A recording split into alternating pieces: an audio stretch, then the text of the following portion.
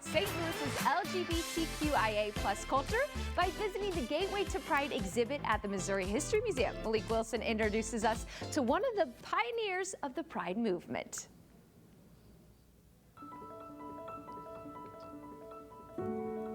Great job, guys.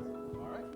We have early 1970s stories of early drag female impersonators.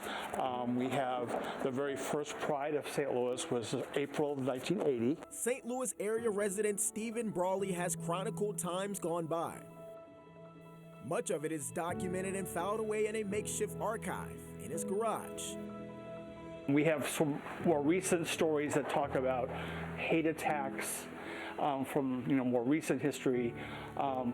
Here we can go back to 1937 with some female impersonators who were arrested because back in the day it was illegal to masquerade, as they said. That is an example of some of the artifacts you will see in Gateway to Pride, a Missouri History Museum exhibit which documents St. Louis's proud Pride history. Assistant Curator for LGBTQIA+ collections, Ian Darnell serves as Pride exhibit lead. Approximately 10 years ago, MHS, the Missouri Historical Society, launched what we call the Gateway to Pride initiative.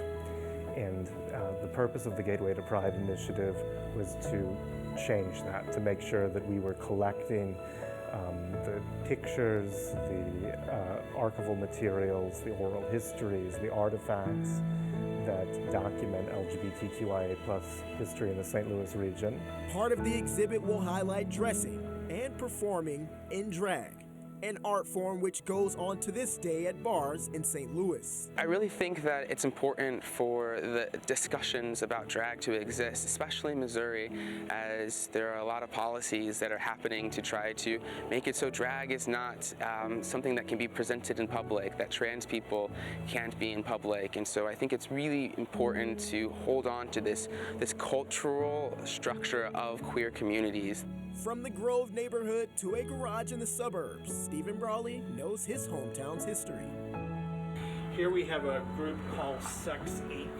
They were a trio of drag performers who, over the years, really were instrumental in doing a lot of benefits and fundraisers, especially during the early days of AIDS. There's your 7-day forecast.